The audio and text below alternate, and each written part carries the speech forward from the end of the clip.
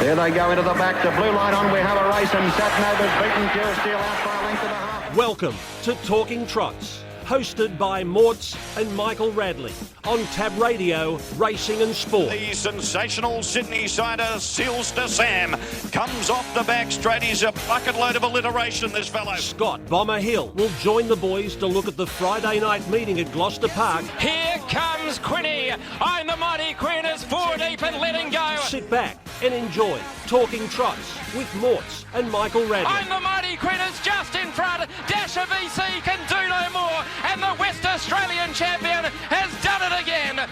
He's out hauled Junior and he's rocking home. Gee, he's a sport out wider in the straight minstrel with Mr. Smarty storming up on the outside. Then gee, he's a sport, but Mr. Smarty, he's got the Nullarbor and the Fremantle Cup double. He races away. Yes, Mr. Smarty, he was just far too good for him last Friday night in the Fremantle Cup. Welcome to another big edition of Talking Trots. Big show ahead as we take a look back at Friday night, and more importantly, we find some winners this weekend. No Radley tonight. He's been sent back to the paddock just to freshen him up a little bit, but his replacement, of course, is more than capable of finding us plenty of winners. And I talk, of course, of Oli Cownie. Welcome to the show, Oli. Thanks for having me on, Morts. It's great to be on after a couple of fantastic races in the last couple of weeks. It was fantastic to see both of the big races return back to WA, to the Gary Hall Senior stable, with Gary Hall Junior taking the drive on both occasions. So fantastic drives both weeks, great wins, and it'll be really exciting to see what Mr. Smarty can do in the next few years. He certainly lived up to his name, Mr. Smarty. He is a very smarty, and I thought Minstrel was very game on the outside, had to do a lot of the bullocking work there. But Mr. Smarty, G Hall Jr., if there's a gap to be found, he can find it, and was just too good in the end. And, capped off an amazing, week or so with capturing the Nullarbor and then backing straight up into the Group 1 Retrovision Fremantle Cup. So the Hall Senior Camp did it again. Yeah, it was really just fantastic to see. And as you mentioned, it was another terrific effort by Minstrel. He just keeps running well in these big races, and he's been unlucky not to really draw a better gate in a few of them, and he's been forced to do a lot of work. He battled on really gamely there on Friday, and he's a sports really sort of bounced onto the open class Grand Circuit scene, and he's been fantastic both of those runs as well. It's amazing going back a couple of starts ago when he put in an absolute very ordinary run, and we weren't really sure which way he was going to go, and then he got the start in the Nullarbor, and he was brilliant in the Nullarbor, and he showed it again last Friday night in the Retrovision Fremantle Cup. He's a real horse of the future. He certainly is. He was given a great drive on both occasions by Luke McCarthy, who's obviously he's one of the great big race drivers, along with Gary Hall Jr., and they fought it out a couple of weeks ago in the Nullarbor, and if you were able to find that Quinella, I think it was about $35, and clearly the two best drivers resume-wise in the race. So, it's fantastic to see him going so well, and the Bond stable, they've got a few nice horses now, don't they? So yeah, they certainly do. And as you touched on there, Luke McCarthy, G Hall Jr., they got ice in their veins, and they just know how to get him across the line in the big races. Very cool, and it was great to see. And they were obviously very happy down there in the Hall camp, and so they should be. He's a lovely horse, and we'll get to see plenty of him. Now, last week was a great week of harness racing. From a punting perspective, even though Bomber had a chop out, you managed to find a couple of winners at Northam and one at Albion Park, and there was a couple there at each way odds as well, so that was good. Some good racing at GP last Friday night as always. Blazing Reactor blasted out of the gate, and that was that. He was just far too strong. Yeah, I think once he found the front, you would have been a brave person to take him on from there. He looked awfully hard to beat, and he's really shown this time in. He's gone to another level. He was able to beat Mickey's Beach a few starts back when he led, and Mickey's Beach poured the pressure on the whole way, and he just kept kicking Blazing Reactor, and he showed there on Friday night. He's also got blistering gate speed as well, so I think he'll be winning a few more races.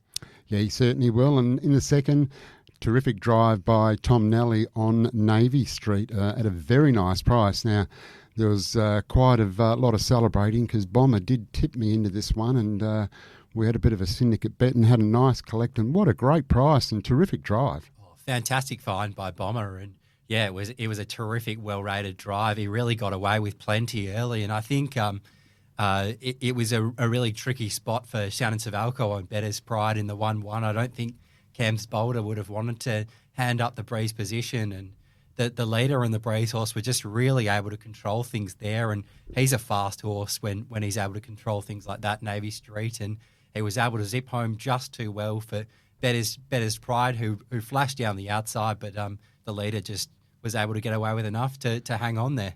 Certainly was, and a terrific price. Now, you didn't manage to capture the winner of the next, did you, Tiger Royale, at about $51? I had about 6 bets in the race, and I had something on Tiger Royale. So that's all right. Did all right out of the race in the end. It was a tricky race on paper, and I thought Lusaka would be really hard to beat, but he took off early and maybe just done a little bit too much work, and those two horses that had really nice trips on the pegs were at the Mickey Taker and Tiger Royale were able to fight out the finish, and it was a fantastic drive to pierce through a really small gap by Carl Symington and take it out. Yeah, certainly was. $51. Of course, we've spoken about the Retribution Fremantle Cup. Now, it was a nice win on the Black Flash, and big run, Sky Lou. Oh, a massive run. It was really incredible. He was completely tailed off. I don't know how far he would have been off them, maybe 40 metres at one point through the run, and obviously it started off a handicap to begin with, and he made it bigger at the start, and yeah, it was just incredible to see him run into a really pretty close up third. So certainly he looks a runner that is going to be pretty hard to beat a few times this time in.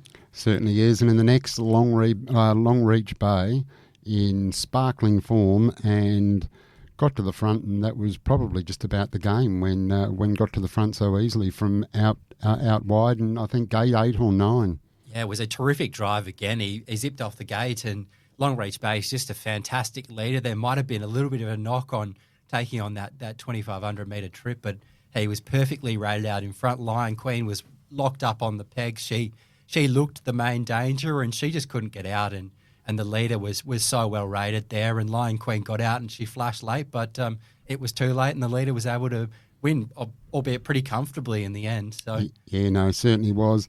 And in the last, Little Darling, well, she's a very, very tough and consistent mare, and rounded out the card beating Madam Publisher, who's a very nice horse as well. She was really good last time in, Little Darling, but she's come back even better, and that win showed on Friday that she's got a few more strings to her bow now. I think she was able to do a bit of work there, where previously in her races she was probably more of a sit-sprint type, and they still ran good time in that race. So, yeah, she's just come back a really nice mare. She certainly has. And just looking across the week on Friday night at Gloucester Park on the big nights, G. Hall Senior trained 3 winners. Gary Hall Jr. drove 2 winners. The dual meeting at Northam on Friday night, Lang Inwood had a training double, and there was also a driving double to Abby Vidovich and Donald Harper. Saturday night down at Narrogin, Aidan DeCampo had a double, and my man Trent Wheeler had a driving double as well. Monday at Pinjarra was a training double to Tracy Ray and a driving double to Chris Folk and Dylan Edgerton Green. And Tuesday at Gloucester Park, my man again, Trent, had a driving double, and Shannon Savalco also had a driving double. So it was a big week, and we've got a big card to look forward to on Friday night. And very happy to say that we're going to be joined by Stuart McDonald, who's got an amazing book of drives on Friday night. But before we do go to Stewie, let's just go back to Madam Publisher winning the WA Oaks Group 1.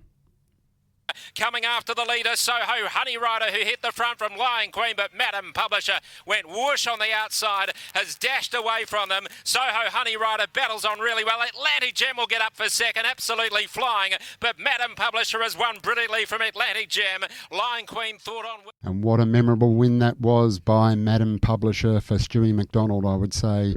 probably one of his biggest successes on the harness racing track, Ollie. It was a fantastic drive as well to work into the clear and finish off over the top. It really, it was a terrific win, and it showed that she was a horse that was going to win plenty of races in the future. Yeah, certainly was, and I'm very happy to say that we are joined by the driver and trainer, Stuart McDonald. Good afternoon, Stu. Welcome to the show. Yes, good afternoon, Morts. Ollie, how are we? Yeah, terrific. Thank you, mate. And how about yourself? We were just talking off air before. You probably feel like you should send Junior away a little bit more often, mate. You're going to be flat out busy tomorrow night. Yeah, definitely. But, we'll probably wait till see how the results come in first before I decide that I'm going to pay for his next holiday. If I get them all wrong, I think he'll be coming back pretty quickly. Yeah, no, very, very true, mate. We'll wait and see. But last time you came on the show, I know the next night you had an absolute field day out there at Gloucester Park, and Ollie and I were looking at your chances a little bit earlier on, and you got some really, really nice drives. And Stu, they kick off in race 2, probably one of your harder drives because you've drawn out there in barrier 7, American Monarch for Lang Inwood. What do we hope for in race 2, Stu? Yeah, well, Lang's horses always, go good.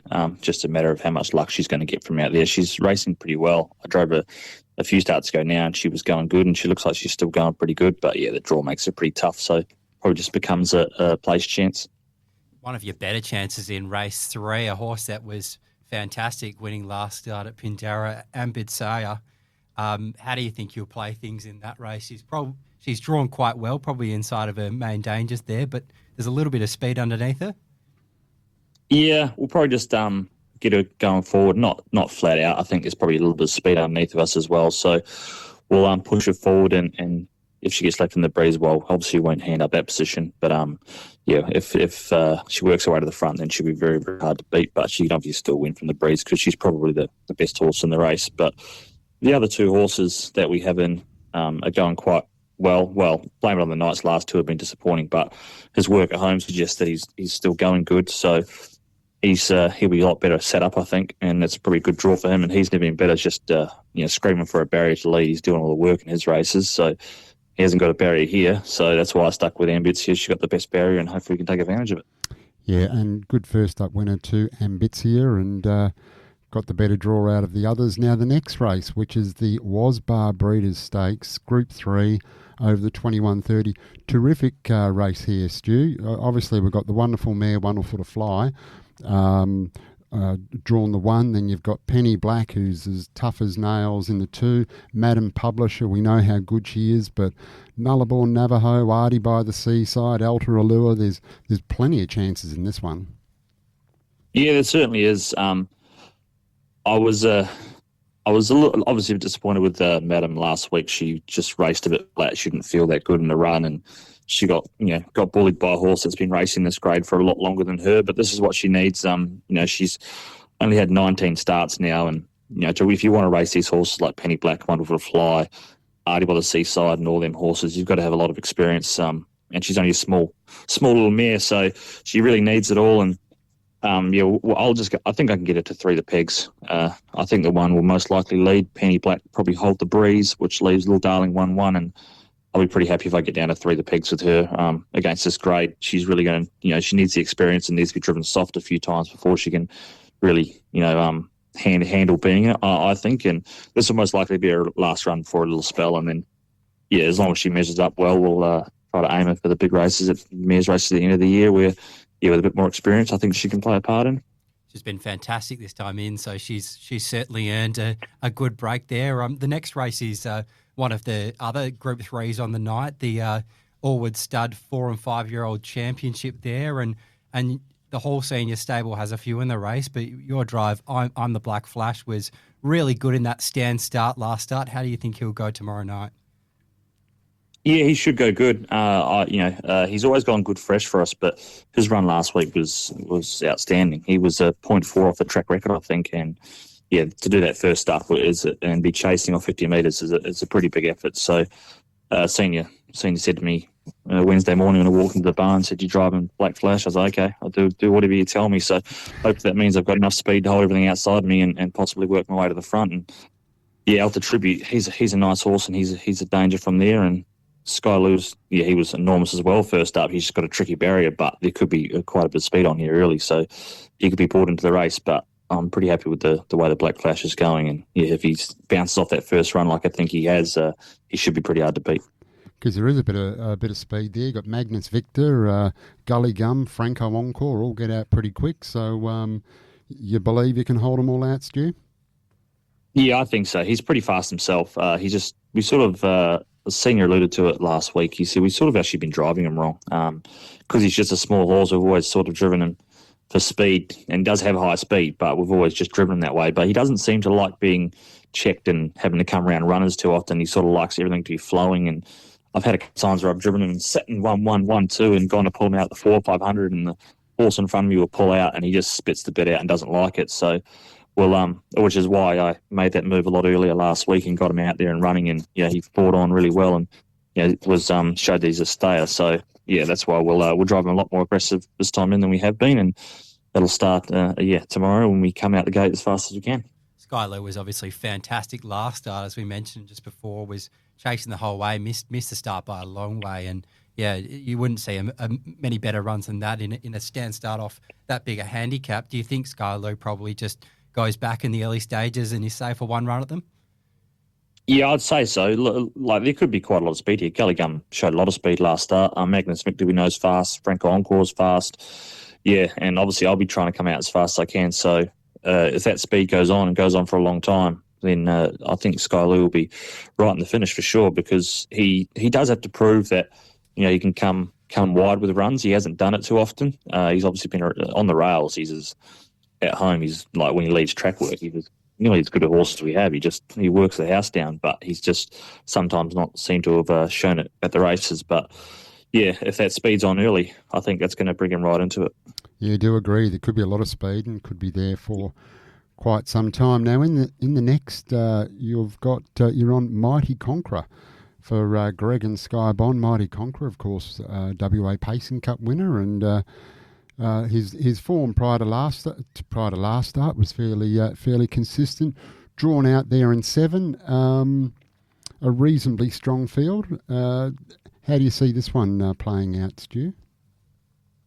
Yeah, I think probably Vegas Strip will probably lead. It's got a lot of gate speed, Vegas Strip. Obviously, haven't talked to Greg and Sky or Denny yet about what the plans will be, but I don't think his last couple of starts are as bad as they might look, numerically wise, because I drove him last start and he just got, ended up back last. I thought I was making the right move, but not going forward at the start and in the Fremantle Cup, and they ended up back last, and it was not too genuine to start with, and then the last mile they ended up and couldn't possibly get into the race. So, I wasn't disappointed with his last start, and his start before that, he didn't. I don't think he had much of a draw either. So, it's going to be tough to beat probably the stablemate if it's leading. And there are some nice seasoned horses and Hoppy's Way and that, and Blitzen By that probably don't look like they're going great. But this seems to be a little bit of a drop in grade. But I'll be about why Greg and Sky say, and most likely be in the breeze. I reckon from there he's actually a decent chance.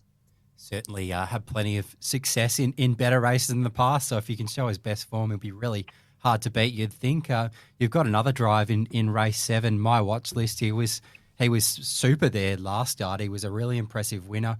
First up, his second maybe wasn't his best effort, but it was mentioned before the race that he might have needed the run.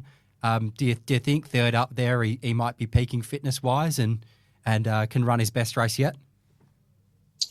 Probably not, because there's been a month between runs for a reason. This horse has got as many problems as he has ability. He can really run. He's pretty good, but he just constantly has problems. And as you can see, the last start was the 4th of April. It's now the 8th of May. So we've had some dramas with him, but he hasn't missed too much work. Just a little bit of hobble work. But we think he's obviously forward enough to race. The barrier draw doesn't help greatly, but it looks like a difficult race. I wouldn't be tipping him, especially at that price, but I wouldn't be surprised if he won either, because he does have a lot of ability.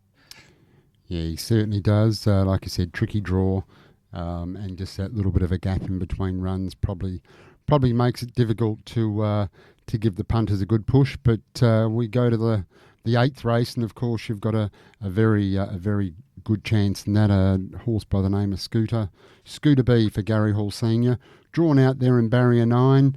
certainly looks well in this one though. Yeah, for sure. Yeah, he's my best of the night. Unfortunately, he's ridiculously short, but I think he'll justify it.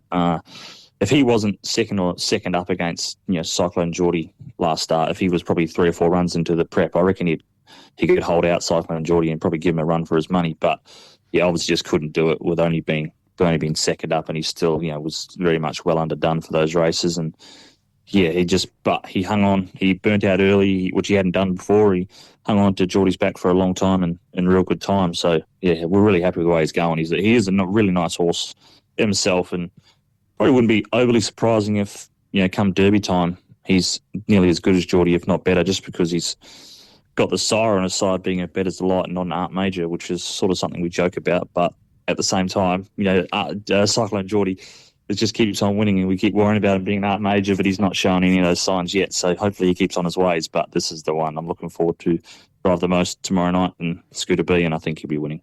Oh, that is a very big push, and I don't think you get him wrong too often, Stu. And we look forward to following Scooter B and see how he does progress, given certainly what your view is on him and the camp, which is terrific.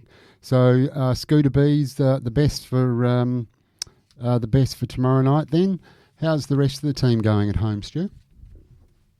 Yeah, really good. We've got a few new ones. Had a couple of new ones trial yesterday. Got a nice West Bred 2-year-old coming through as well, and we got another 3-year-old that was running seconds and thirds behind Cyclone Geordie last year in New Zealand. He's come over, and he's probably not far off the racing.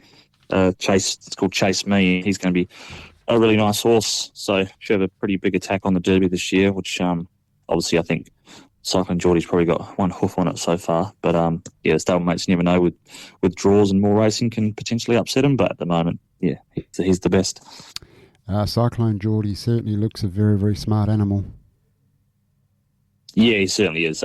He's an absolute pleasure to drive at the track too. He's, Mr. Smart is obviously a very good horse, and he has a few quirks, and he's got to wear a hides hood and a few things to keep him quiet and settled. But yeah, Cyclone Geordie's an absolute gentleman.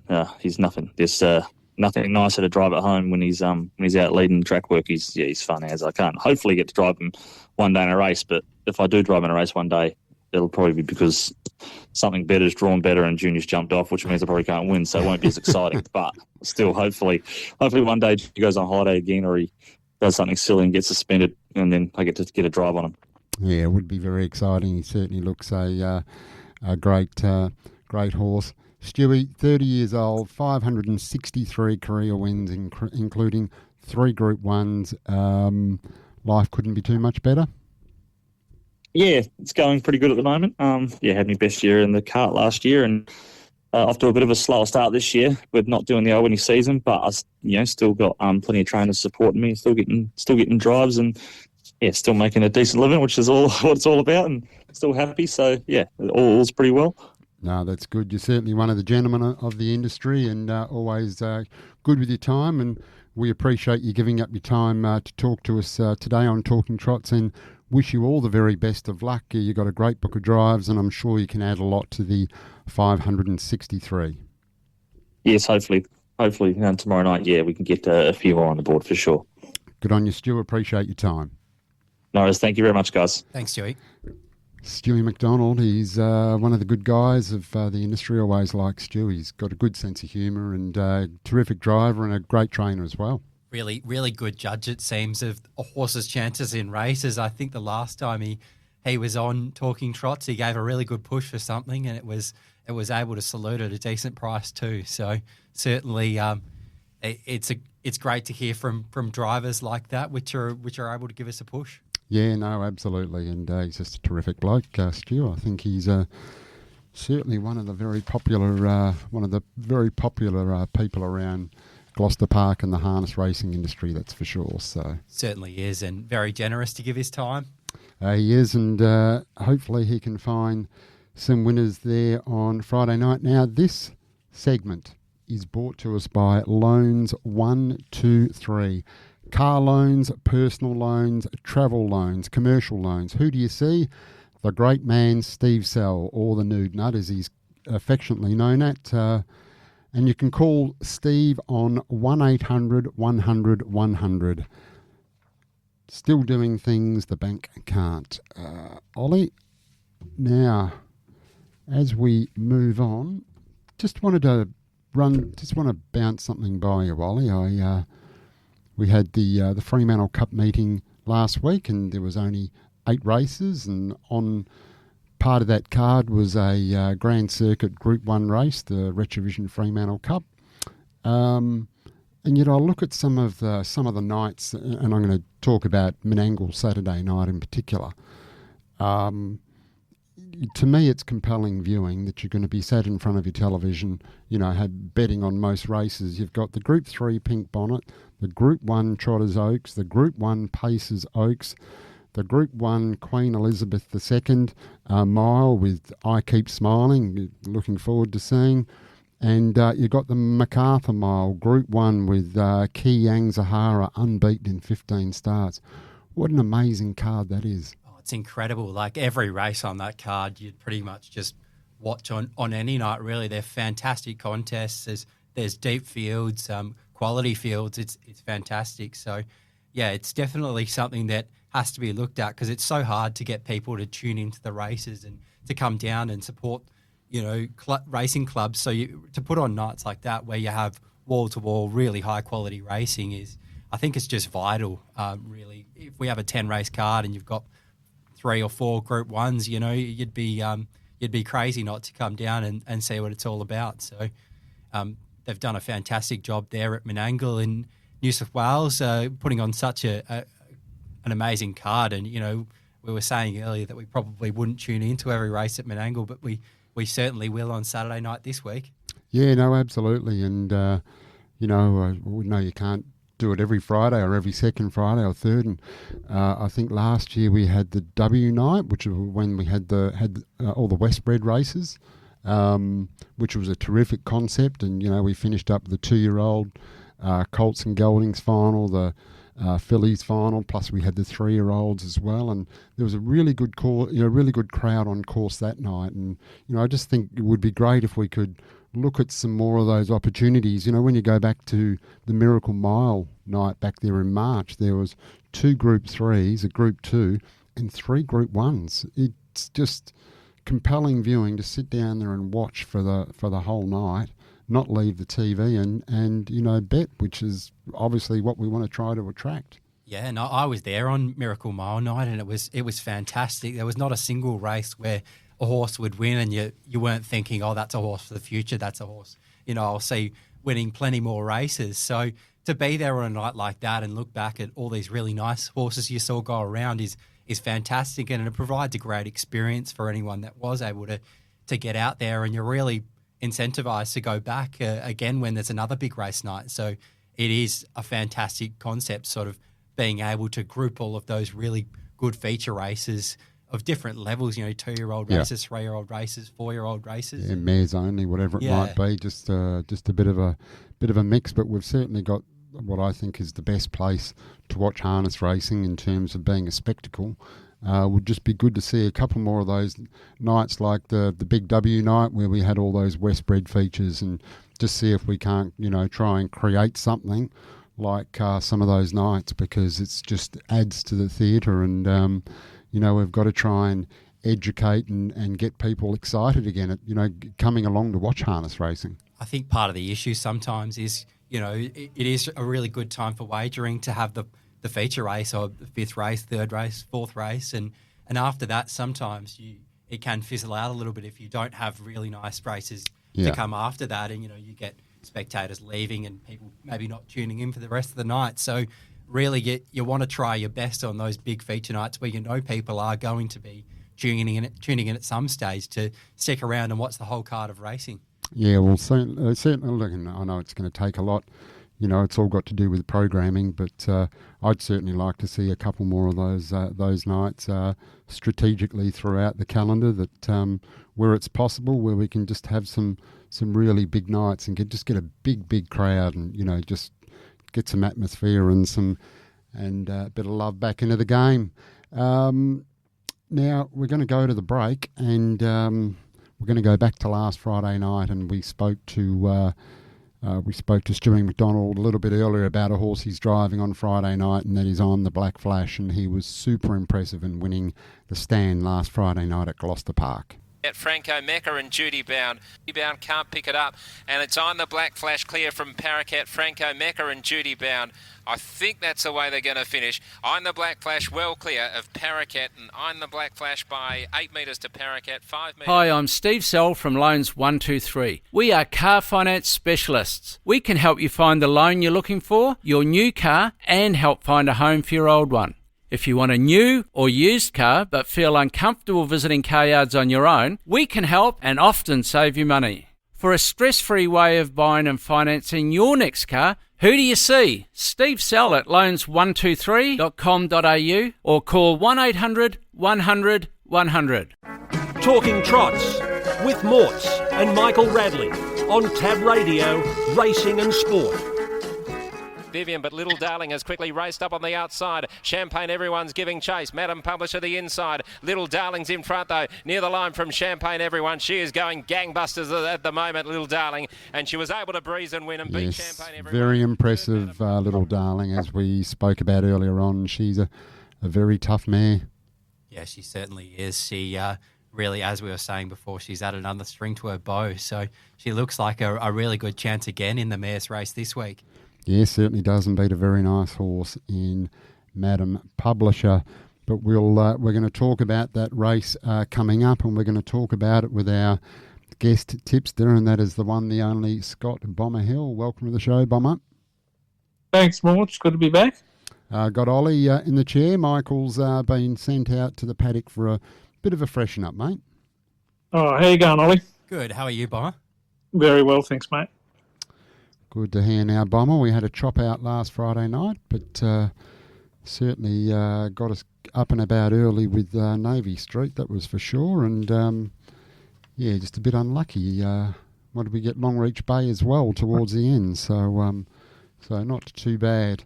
Okay, Bomber, so this Friday night we're going to the first race we are going to have a look at is race number 2, which is race number 2.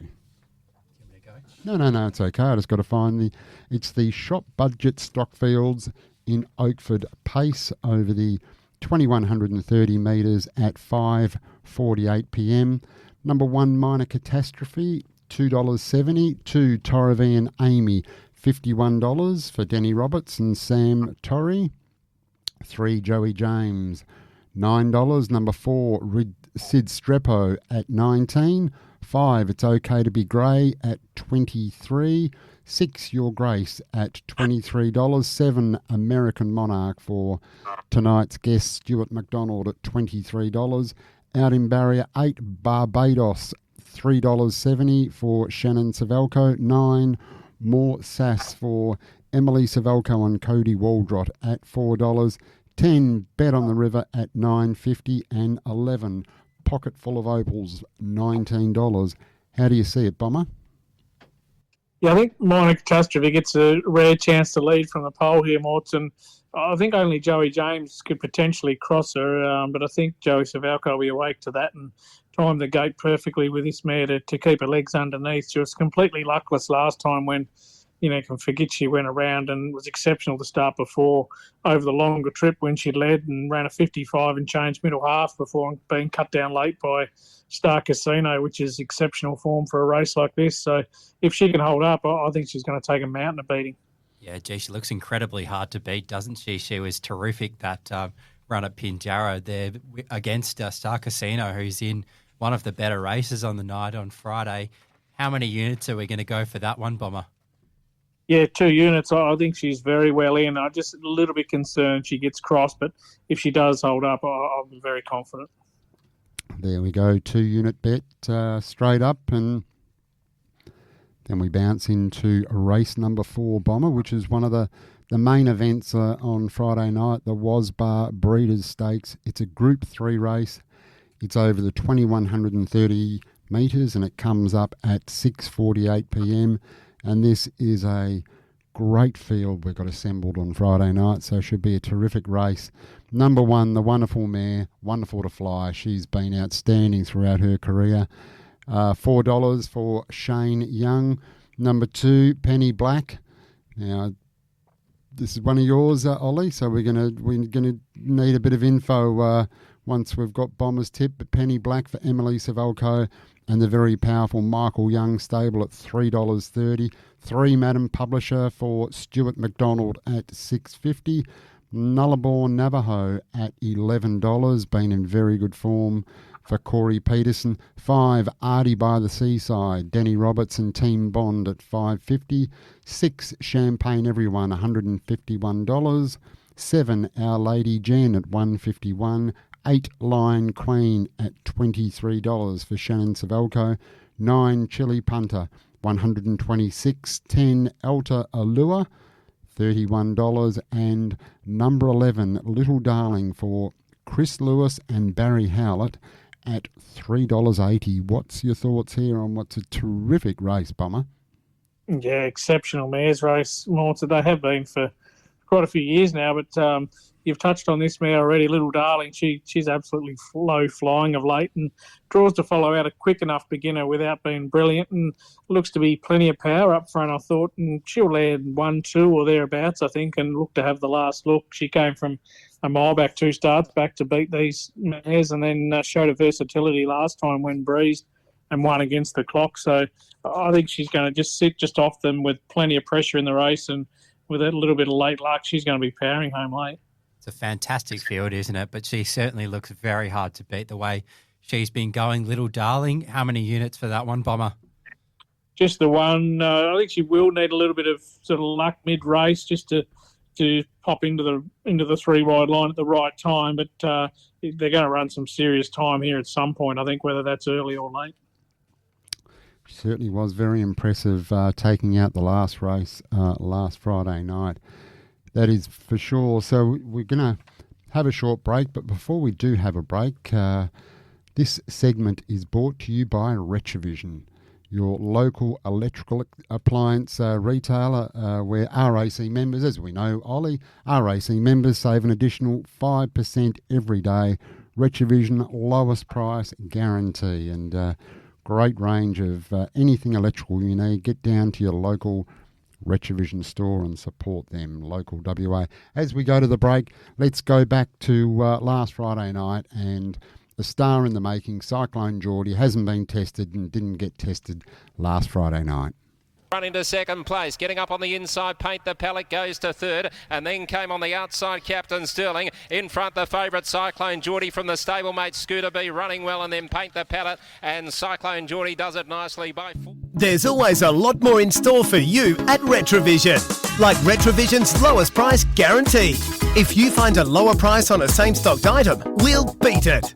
There's our 60-day price promise, where we'll refund you 120% of the difference if you find a lower advertised price on any purchase.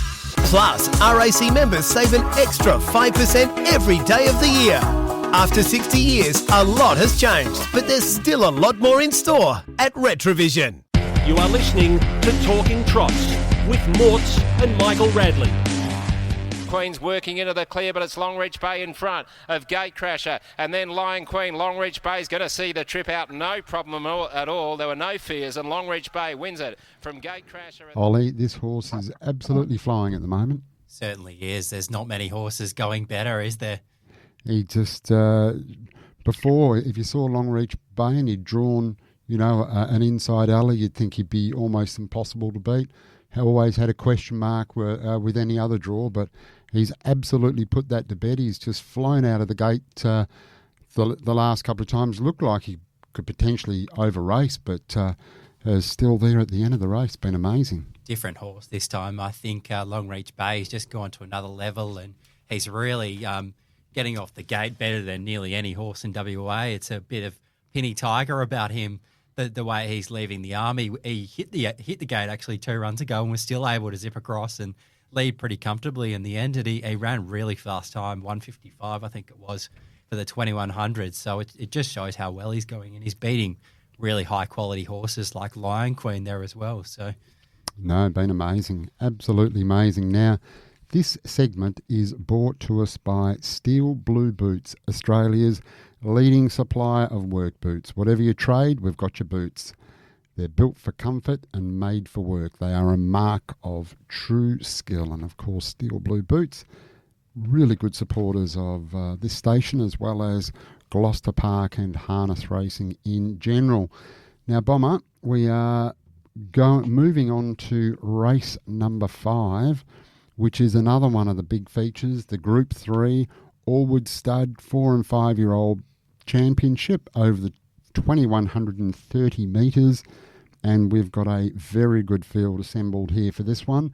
Number 1, Elter Tribute for Emily Savelko and Gary Hall Sr. at $4.20. 2, I'm the Black Flash, opened up at $3.20, now into $2.90 for Stuart McDonald. 3, Magnus Victor, Joseph Savelko, $23. 4, Gully Gum, last start winner at $34 for Lauren Harper. Terrific drive it was last time by Lauren Harper as well. And on board again, 5, Franco Encore for Ryan Bell and Kyle Symington. We know this bloke bounces out of the gate. 6, Spyglass for Lindsay Harper, trains and drives at $18. 7, Golden Load for Team Bond at $6. Denny Roberts is elected to drive that one. 8, Sky Lou. Michael Ferguson on board for Gary Hall Sr. at $12. Nice price after last week's run. 9, Ideal Muscle, Trent Wheeler for Aidan DeCampo, $151. 10, Lusaka, the other Team Bond runner, drawn a little bit difficult there in barrier 10 at $6.50. Number 11, Bettles Pride for Shannon Savelko, $41. And number 12, Manemsha for Aidan DeCampo at $26. How do you see it, Bomber? Yeah, another ripper race, Morts, but I thought Lusaka, I've got no idea where this horse ends up from inside back line, to be honest, but I do think he can win with even luck, so happy to have a small play and take the risk. He was very good first up when came from an impossible position, and then last week he had to take off a long way from home and sustain that long run to try and beat the leader, and that left him a bit vulnerable late to be chopped down sort of right on the line. But I think if he sees daylight, he can definitely win. And, equally, it could be one of those hard luck stories, but it's sort of $6 or $8. I think he's worth the investment. He certainly is going well. He's on return, and obviously over that 2,900 trip late last start, he was probably entitled to get a little bit tired in the end. Only second up from a spell there. It's a fantastic race. I thought on the Black Flash should be really hard to beat. How many units on Lusaka? Yeah, 1 unit, Ollie. You could make a case for 4 or 5 of them, that's for sure. Just if he finds enough luck, this horse, I think he'll be storming late. Yeah, very talented, that is for sure, Bomber. Now, Bomber, your next race you've gone to is race 10, so there's a lot of unexposed form here. I'm tipping you might know something about what's going on in race 10, so look forward to finding out the reason why and which horse we're on. But race 10 is the Allwood Stud 2-year-old fillies over 1,730 metres. Number 1, Miss Bejeweled for Aidan DeCampo at $2. Opened at $2.35, into $1.75, back out $2. Number 2, Altus Last. Yeah, is that right? Altus Last? Yeah, I think so. $2.10. Number 3, McWeeks is scratched. Number 4, Viva Lost Wages for Chris Voke at $23. Number 5, I'm Category 5 for Dylan Edgerton Green and Colin Brown at $4.20. 6 is Our Blue Diamond for Shannon Savelko and Peter Anderson at $41. Come on, Bomber, tell us, what do you know? Yeah, I just sort of taken myself in off the trials here, Morts, and also taking the Aidan DeCampo lead.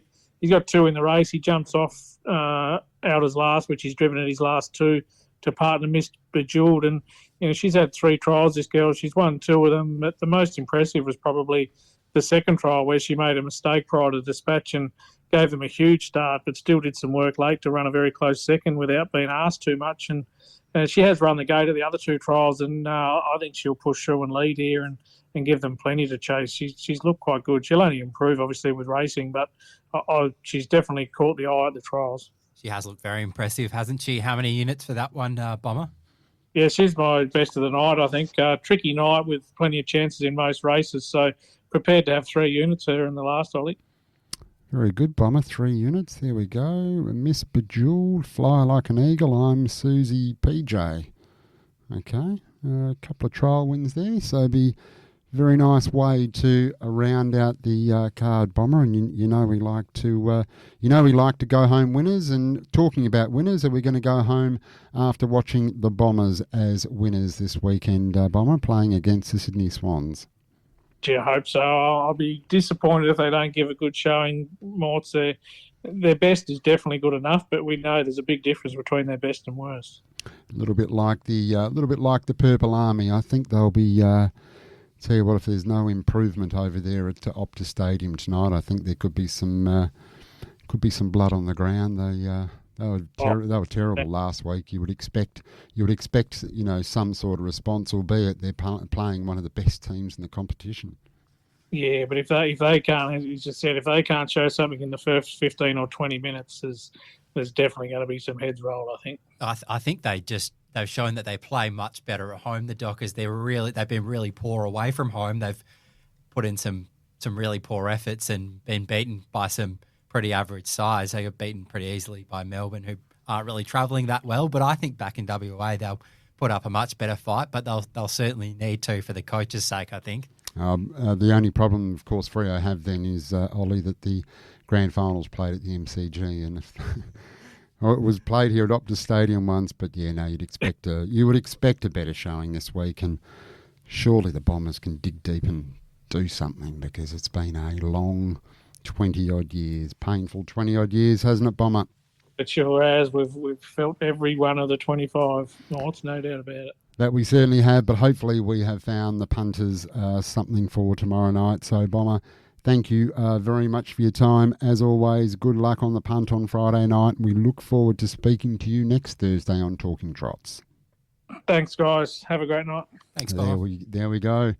The great man, Scott Bomber Hill. Hopefully he's steered us into a couple of winners there tomorrow night. The big 3-unit bet there in the last, which is good. But as we go to the break, we're going to go back, and we spoke about the horse earlier on, Tiger Royal. Just managed to find that real small opening and popped its head in front and won at $51.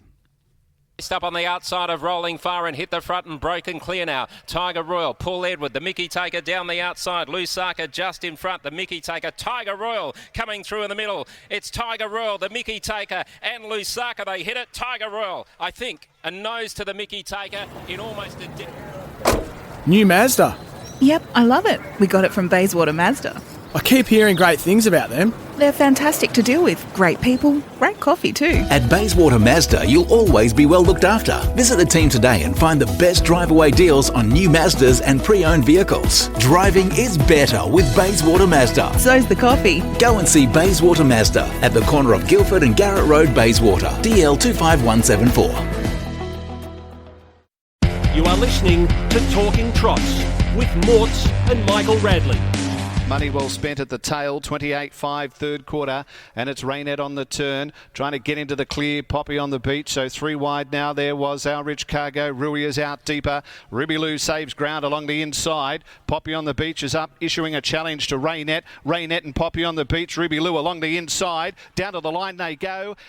And a photo, Raynette, maybe a nose to Poppy. Yes, it was just a nose at the end, and she's only a small horse, but boy, got a big motor inside and just seems to know where never wins by a big margin, Ollie, but just seems to find the line. She probably is a horse that goes better with something to follow. She's probably shown through her career so far that she's not quite as good leading, and there was a couple of nice horses in behind chasing her. So she's done well to hold on, but I think Ruby Lou was a bit stiff there in behind them. She looked to be bolting, nowhere to go, and she looks to have found a really suitable race on Friday where she's probably going to go around a pretty short price favourite. Yeah, and the other heat, of course, which was race the race straight after it for the Diamond Classic, which is not this Friday, the Friday after. So look to be a couple of nice horses in both heats. Look forward to that final. Should be a good contest. Yeah, that was a really good race. That next race, wasn't it? It was the one taken out by Ruby Livera. And yeah, that was a good win. She was a really impressive winner. She came from a long way back. Delulu obviously made the mistake and gave her the card into it, and she was able to get over the top of Wicked Lover, who's another one I think that's going around on Friday night. And yeah, they all look really nice horses, those three, and I think they'll all win a few races. Yeah, no, it was very good race, and it was a terrific drive by Trent Wheeler.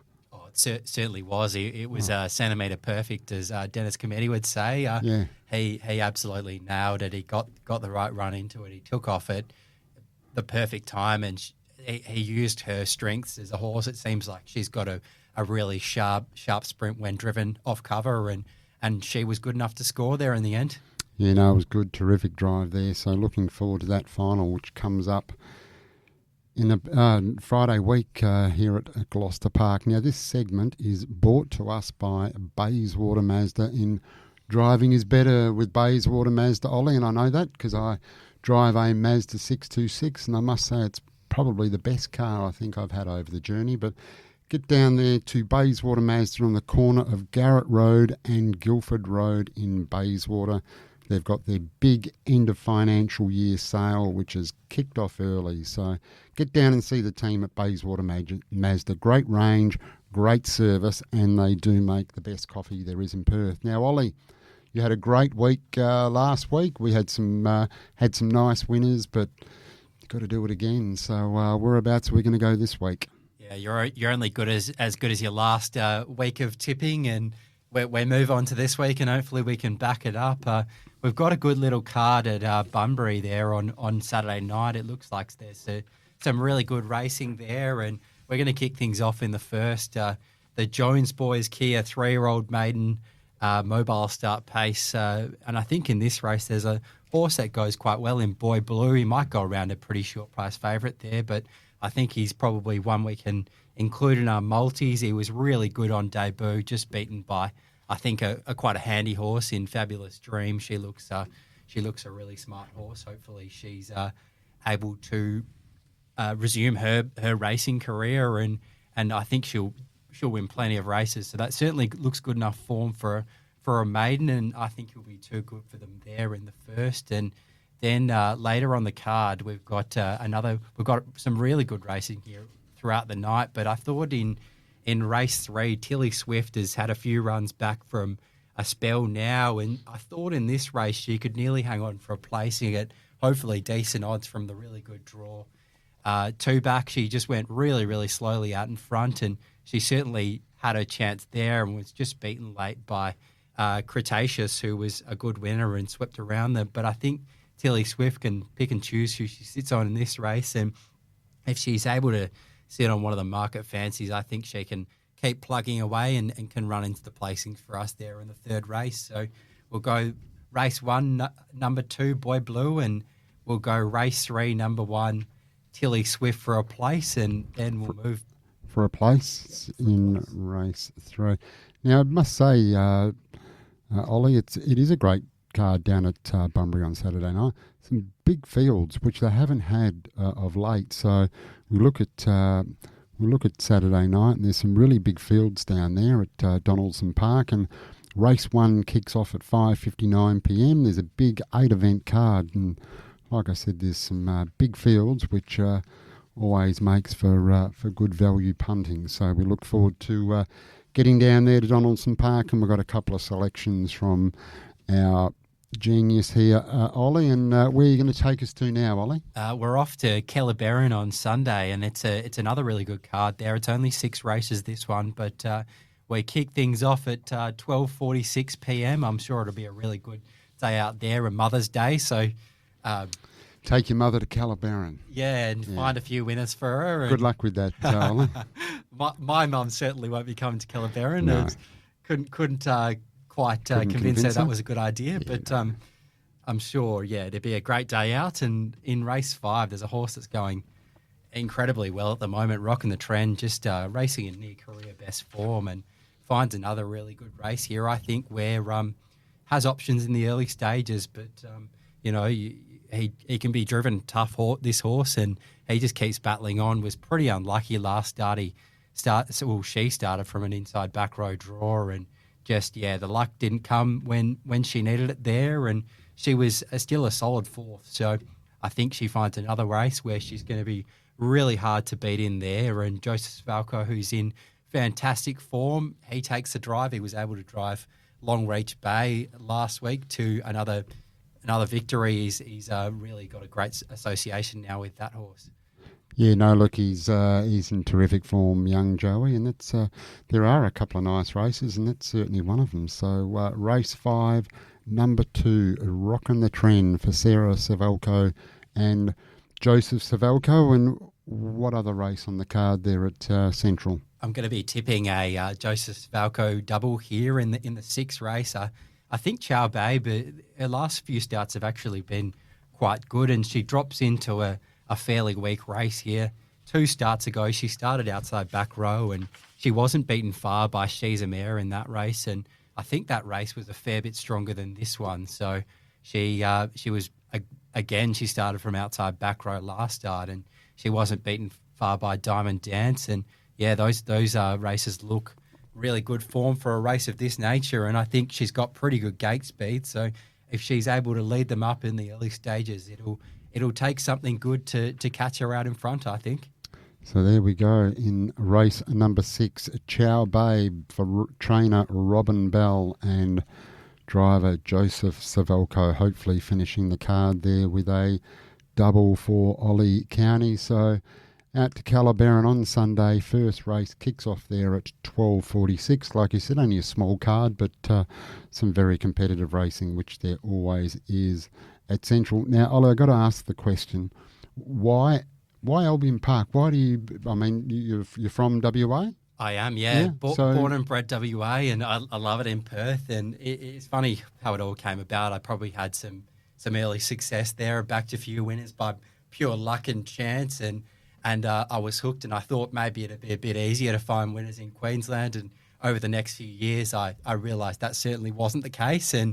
But by that time, I'd sort of grown to love racing at Albion Park, racing at Marburg, and racing at Redcliffe. And it does make it a lot easier when you've only got those 3 tracks where horses come from. And predominantly, Redcliffe horses, they race at Redcliffe, and Albion Park horses, they race at Albion Park. So. Sorry, just a little bit closer to the thing. Now, Redcliffe is an unusual track. It is, yeah. It's a triangle shape, and they only have the lower grade horses that race there, and I think it works really well. It's it stops probably at Albion Park, it being a bit more leader biased, where it's quite hard for those low grade horses to come around the outside and win. But at Redcliffe, it's a real leveler, and it seems like it adds to the racing, and it's really even, and horses can come from back in the field. So I think it's a great product, and you've got Marburg, where they don't quite race there as often, but it's totally different. It's a bit like a Kellerberrin. If you get out in front there, you're generally pretty hard to catch. And I don't know much about Marburg at all. Is it far from the metro area? It's about an hour away, and it's a fantastic day out there at Marburg. I was able to go there a couple of years ago now, and you stand on the fence and you feel really close to the action, and tracks like that are just fantastic for engagement, and they've got a really good canteen there, and you go get something to eat and something to drink, and everything's reasonably priced. So no, I had a fantastic day when I was out there, and I'd go back there when I can. Okay, and of course Albion Park, they have some great carnivals up there, and some really, really good feature racing. So yeah, I was just always curious as to what the attraction was with Albion Park, given that you're from Western Australia. Yeah, no, I've loved sort of racing generally, and I've just grown an appreciation for racing all over the country, and each track, it has its own sort of characteristics, and you grow to understand that it's horses for courses, and each different track, you've got different horses which are suited there and different horses which aren't suited. So it really adds to that puzzle of racing, trying to put it all together and coming out with, your opinion and try and pick the result. And sometimes you're right, and you're right that a horse needed Gloucester Park or it needed Pindara, and sometimes you're wrong and it didn't, and maybe it's not going so well, or all these things they factor in, and it just makes the great game so what it is, and so interesting and intriguing. Yeah, that's I think why we all love it. So you like to bet in Albion Park and Redcliffe. You like to punt here in WA. How do you? I mean, it's a lot of different tracks and different meetings. How much time would you put into into an Albion Park Saturday night card in terms of form and things like that? Well, I used to have a corporate job which I loved, and I really enjoyed working there. And my boss, who was really understanding, and he quite liked racing as well. So that's always handy. Yeah. So I would always send him a tip, and it'd be well done on that tip. Thanks, it won, or how did that lose? And but he was fantastic, and he really supported me. But while I was working that job, I'd go home and I'd probably spend 4 hours, maybe when I was first starting out, I'd spend 4 hours on a meeting and dissecting it and looking at all the sectional times and looking at all the replays. And it was a real time consuming task doing all the form, and it still is. I probably spend 2.5 hours, 3 hours on a meeting going through all of that. And, I love it, and I've never gotten sick of it. I've never wished to be doing anything else. So I certainly wouldn't trade it for anything. Yeah, it's a hard job. When I look to try and find a winner in a race, if I can't, in my mind, picture what I think the leader's going to be in a quick period of time, I'll normally just move on to another race, because it's you can spend so much time trying to find something which just doesn't look there to you, but maybe does to somebody else. And is there any other places you like to punt? Melton or at Menangle? Do you follow the racing down there much? I do watch a bit of the New South Wales racing. I do enjoy the racing at Menangle, and have a horse racing tonight at Penrith, Lamandia, he used to race in Perth, so did. I'll certainly be tuning in for that. But yeah, I like Penrith, and I like Menangle as well. Penrith is probably the most similar track to Gloucester Park that they have in New South Wales. I think it's a half-mile track, and they've got no sprint lane there, and it's really competitive, interesting racing. There's often a little bit happening in the early stages, and a bit of foxing and trying to hold in the horse leaders back, and it's all really interesting. But it certainly does help finding the leader and the leader's back horse there, because it can be quite hard to make ground around the outside. Yeah, it's interesting you say that about Gloucester Park.